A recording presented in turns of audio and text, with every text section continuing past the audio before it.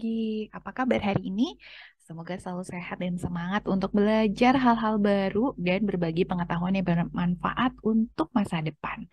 Perkenalkan, saya Ika Puspita Kristianti, salah satu staf pengajar dari YKPN Business School Yogyakarta. Salam kenal. Mari kita langsung mulai aja video hari ini. Selamat mengikuti dan semoga bermanfaat ya. Hari ini saya akan sharing sebuah topik tentang e-commerce. Pernah dengar nggak istilah e-commerce? Kalau kalian jawab, itu loh yang online-online, maka jawaban kalian itu masih kurang spesifik. Makanya kita hari ini cari tahu e-commerce itu apa ya.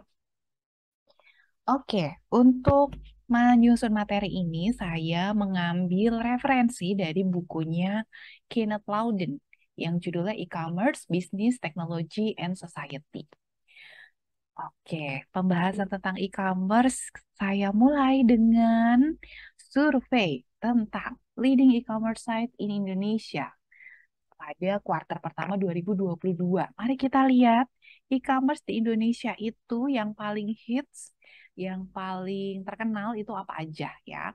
Ada Tokopedia, Shopee, Lazada, Bukalapak, Orami, Blibli, Lalali, Zalora, JDID, Bineka. Nah, kalian bisa lihat berarti ini adalah contoh dari e-commerce. Eits, sebentar dulu ya. Jadi e-commerce itu apakah marketplace maksudnya? Karena kalau kita lihat di sini ya, yang menjadi leading e-commerce site itu adalah toko-toko komersil ya, toko-toko e-commerce, toko-toko marketplace ya.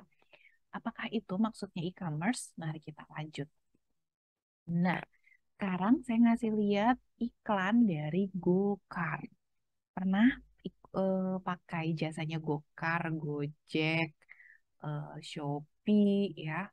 Kemudian ada Maxim. Nah, itu juga salah satu contoh-contoh dari e-commerce ya. Di sini juga saya sempat sebutkan Airbnb. Pernah nggak kalian nginep dan menyewa kamar dari Airbnb? Itu juga termasuk e-commerce. Jadi e-commerce itu apaan sih ya? Oke, nah coba kita lihat dulu tentang background story-nya ya. Kalau kita lihat dalam keseharian kita, pasti erat banget sama yang namanya e-commerce. Mau pesan makan, pasti ordernya online. Mau beli barang, ordernya juga online. Bahkan mau beli sayur ya buat masak, itu juga ordernya online. Kenapa kita bisa sampai di tahap seperti ini? Kita lihat dulu nih background story selama 20 tahun ke belakang ya. Dua dekade e-commerce, sekarang 2022 ya. Nah, awal mula perkembangan teknologi yang memulai era e-commerce. Ada pertumbuhan dan perubahan yang sangat pesat di bidang teknologi. Lalu teknologi itu berkembang secara eksponensial. Banyak bisnis yang sifatnya menjadi disruptif ya, menggantikan cara berbisnis yang lama. Lalu muncul juga model bisnis yang baru, muncul juga peluang karir yang baru. 20 tahun yang lalu, YouTuber itu masih dipandang sebelah mata, ya kan? Nah, sekarang banyak orang yang udah bisa meraup keuntungan dengan menjadi YouTuber. Makanya nih di sini ditulis banyak peluang karir yang baru. E-commerce juga mempengaruhi operasi bisnis, perilaku konsumen, dan kehidupan sosial budaya. Setuju apa nggak setuju nih? Ya. Oke, kenapa kita belajar e-commerce? Karena dengan belajar e-commerce kita bisa memahami peluang-peluang dan risiko. Kita mempunyai pandangan untuk bisa menganalisa ide, untuk mempelajari model bisnis yang sekarang sedang hits, dan tentang isu-isu e-commerce yang ada. Oke, jadi jawabannya apa? E-commerce itu, e-commerce adalah penggunaan internet berupa web, mobile browser, dan aplikasi untuk bertransaksi bisnis komersil di antara organisasi dan individu. Nah, coba kalian perhatikan nih, kata-kata bertransaksi bisnis. Artinya nggak cuma masalah jual beli barang aja, tapi juga jasa. Ya. Kayak tadi beberapa slide sebelumnya saya tampilkan Gojek, Gokar itu kan jasa ya. Airbnb itu juga jasa. Jadi sebenarnya ruang lingkup e-commerce itu masih sangat luas untuk dieksplor.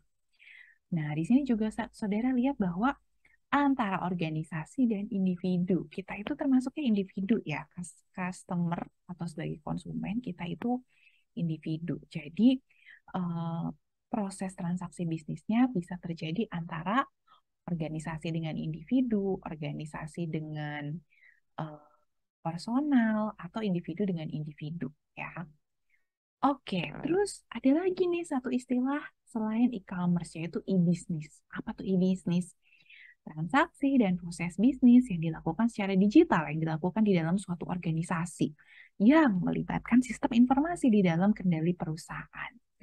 Tidak menyertakan transaksi komersil yang melibatkan pertukaran nilai yang melampaui batasan organisasi. Contoh, mekanisme pengendalian persediaan dalam perusahaan yang dilakukan secara digital. Oke. Lalu saudara lihat gambar di sini, figur 1.1 ya. Perbedaannya antara e-commerce dan e-business itu apa? Nah, e-business itu berhubungan dengan internal organisasi ya, di dalam suatu organisasi ya. Nah, sedangkan kalau e-commerce itu ada customer-nya antara organisasi dengan individu. Apa yang menyamakan antara e-business sama e-commerce? Tentu saja sama sama menggunakan infrastruktur teknologi. Ada melibatkan teknologi internet ya. Oke. Terus kita mau lihat nih, teknologi yang menjadi pilar pembangun e-commerce apa nih?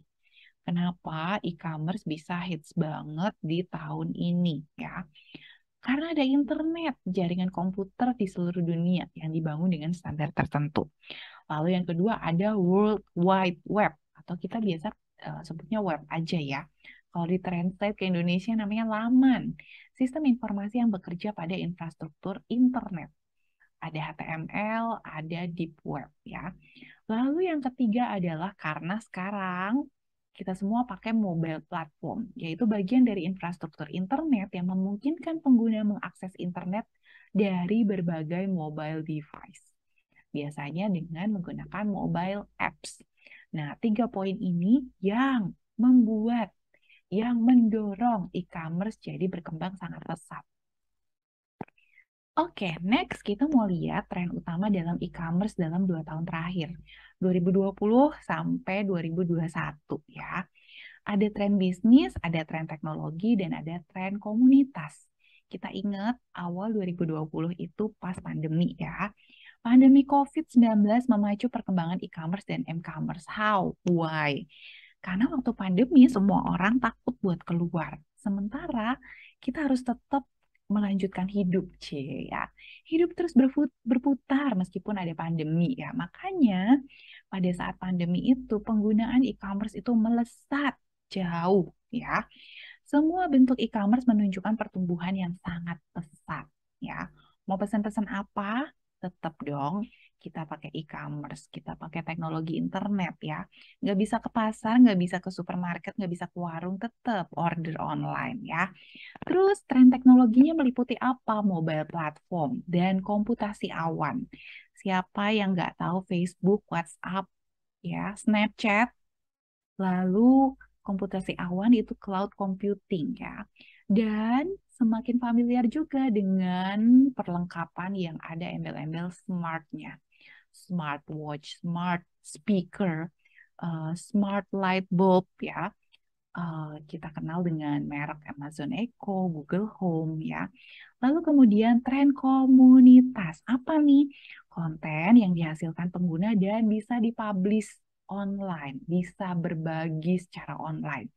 Contohnya postingan, tweet, blog, pins, video, dan sharing foto ya. Lalu peningkatan kepedulian dampak jaringan sosial. Misalnya semakin banyak nih isu tentang copyright, tentang pengawasan privasi, tentang spamming ya. Lalu kemudian isu kepedulian tentang dominasi pasar dari perusahaan teknologi besar. Misalnya Facebook sekarang semakin raksasa ya, Google, Amazon itu mereka mendominasi pasar. Oke, berikutnya kita mau lihat tentang apa sih yang unik dari teknologi e-commerce ya. Kenapa e-commerce itu unik banget ya? Yang pertama adalah ubiquity. Ubiquity artinya adalah tersedia di mana-mana, kapan saja melalui mobile device.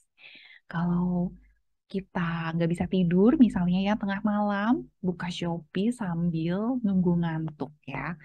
Jadi sekarang nggak tergantung lagi dengan kapan toko buka nih, tokonya udah buka apa belum. Nah, sekarang 24 jam sehari, 7 hari dalam seminggu ya. Ada di mana-mana kapan aja, hayo ya.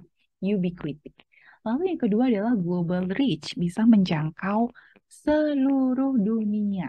Nggak peduli itu si tempat yang mau kita akses atau toko yang mau kita akses itu ada di mana, bisa ya. Kita bisa mengunjungi website mana aja eh, tanpa batasan wilayah ya.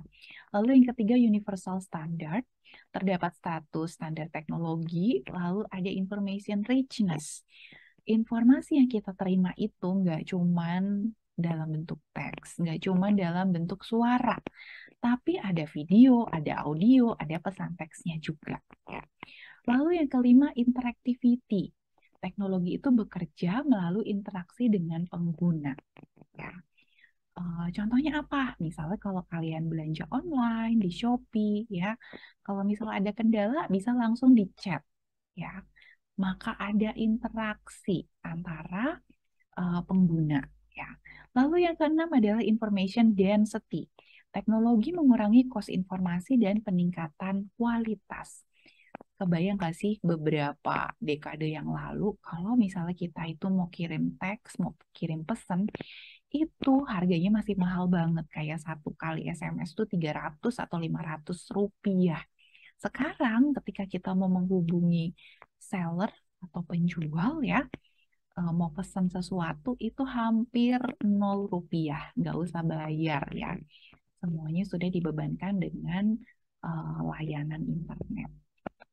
Lalu yang ketujuh, personalisasi dan kustomisasi. Teknologi memungkinkan pesan itu bisa dipersonalisasi bagi individu maupun kelompok. Dan yang terakhir, yang nomor 8 adalah social technology atau konten yang dihasilkan user dan jaringan sosial. Oke, sekarang kita mau lihat dari 3 aspek tentang perkembangan e-commerce ya. Dari sisi teknologi, e-commerce itu berkembang dengan pesat karena ada perkembangan komputerisasi digital dan teknologi komunikasi. Dari aspek bisnis, teknologi baru menyajikan cara berbisnis dengan cara yang baru dalam mengelola produksi dan transaksi bisnis. Dulu, kalau orang melakukan bisnis itu masih dengan cara konvensional. Caranya masih itu-itu aja, masih sangat sederhana. Sekarang, wah, kita punya cara baru untuk mengelola produksi dan transaksi bisnis. Thanks to e-commerce ya. Lalu di aspek yang ketiga di bidang sosial, nah dengan perkembangan e-commerce ini muncul berbagai isu tentang masalah properti intelektual. Oke, sekian topik yang bisa saya bagi tentang mengenal e-commerce. Semoga bisa dipahami dan bisa bermanfaat ya. Sampai ketemu di video lanjutan berikutnya, masih dalam seri e-commerce. Oh ya, selain membahas topik akuntansi, kalian juga bisa cek video-video saya lainnya tentang topik pengauditan, pengolahan data statistika bisnis, enterprise resource planning system, dan akuntansi untuk manajer. Saya pamit, see you, bye!